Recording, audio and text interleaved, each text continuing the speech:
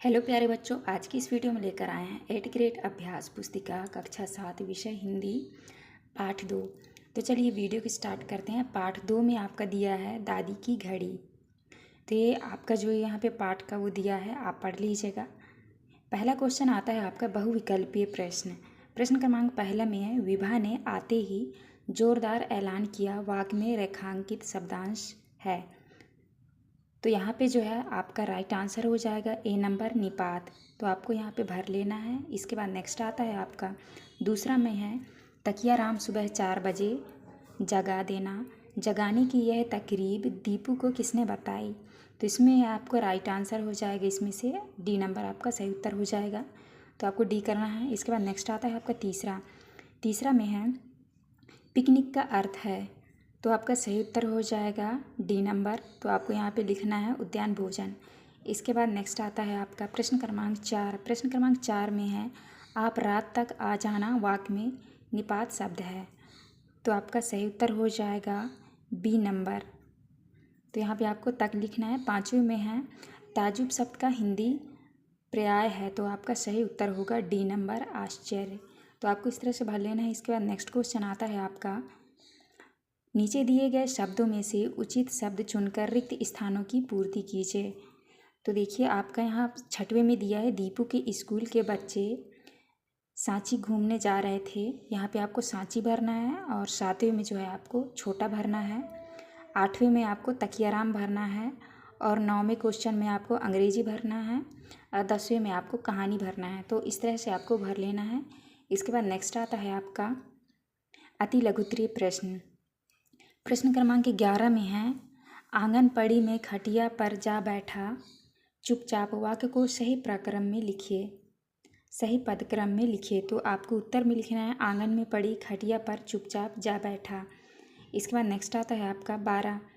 Question number 12 में है, दीपू को किस चीज़ की बड़ी इच्छा थी। तो आपको उत्तर में लिखना है, दीपू को अलार्म घड़ी की बड़ी इच्छा थी, जिसे वह सिराने रखकर सोना चाहता था। नेक्स्ट आता है आपका 13। प्रश्न क्रमांक 13 में है, दीपू के दोस्त उससे ईर्ष्या क्यों करते थे। तो आपको उत्तर में लिखे हैं, दीपू के दोस्त उससे ईर्ष्या इसलिए करते हैं क्योंकि वह पूरे घर में सबका लाडला है, पर उसे इस बात की जरा भी खुशी नहीं थी। इसके बाद नेक्स्ट आता है आपका 14। ही और भी निपात का प्रयोग करते हुए दो दो वाक्य बनाकर लिखिए।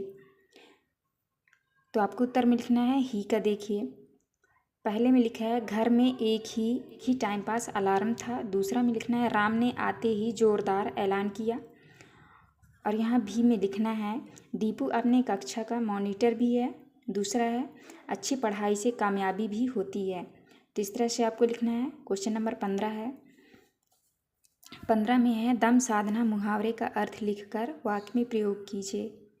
तो आपको उत्तर में लिखना है, दम साधना चुपचाप रह जाना, प्रयोग करना है। घड़ी के टूट जाने पर दीदी और भैया डांट खाने के बाद दीपू का दम साध गया। तो इस तरह से आपको लिखना है। इसके बाद नेक्स्ट आता है आपका 16।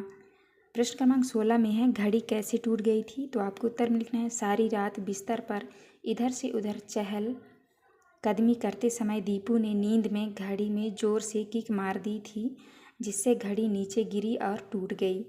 17 में है, दीपू को सुबह जल्दी उठाने से दीदी और मम्मी ने मना क्यों किया। तो आपको उत्तर में लिखना है, दीपू को सुबह जल्दी उठाने से दीदी और मम्मी ने इसलिए मना कर दिया क्योंकि दीदी को सुबह देर से उठना था एवं मम्मी ने भी काम के कारण मना कर दिया। इसके बाद नेक्स्ट आता है आपका प्रश्न क्रमांक 18। 18 में है, यदि आपको किसी दर्शनीय स्थल पर ट्रिप पर जाना हो तो आप क्या क्या तैयारियां करेंगे। तो आपको उत्तर में लिखना है, यदि हमें किसी दर्शनीय स्थल पर ट्रिप पर जाना हो तो हम अपनी सभी ज़रूरत की आवश्यक सामग्री रखेंगे, जैसे कपड़े, भोजन की सामग्री, दवाई, ब्रश, पेस्ट आदि। नेक्स्ट है आपका दीर्घ उत्तरीय प्रश्न। प्रश्न क्रमांक 19 में है, अगर तकिया दीपू को नहीं जगाता तो क्या होता। तो आपको उत्तर में लिखना है, अगर तकिया दीपू को नहीं जगाता तो दीपू अपने दोस्तों के साथ सांची के ट्रिप पर नहीं जा पाता और घर में ही सोया रह जाता। आता है आपका प्रश्न क्रमांक 20 में है, दादी की घड़ी कहानी में दादी रोज बिना अलार्म के कैसे उठ जाती थी। तो आपको उत्तर में लिखना है, दादी की घड़ी कहानी में दादी बिना अलार्म के इसलिए उठ जाती थी क्योंकि दादी सुबह उठने के लिए रात को सोते समय अपनी सिराने रखे तकिए से सुबह उठने का समय कहकर सोती थी। आश्चर्यजनक रूप से ठीक उसी समय पर प्रातः उनकी आँख समय ही खुल गई। तो इस तरह से आपको आंसर करना है। ये था आपका लास्ट क्वेश्चन। यहाँ पे वीडियो कंप्लीट होती है। वीडियो अच्छी लगी तो प्लीज़ हमारे चैनल को लाइक एंड सब्सक्राइब करिएगा। मिलते हैं अब नेक्स्ट वीडियो।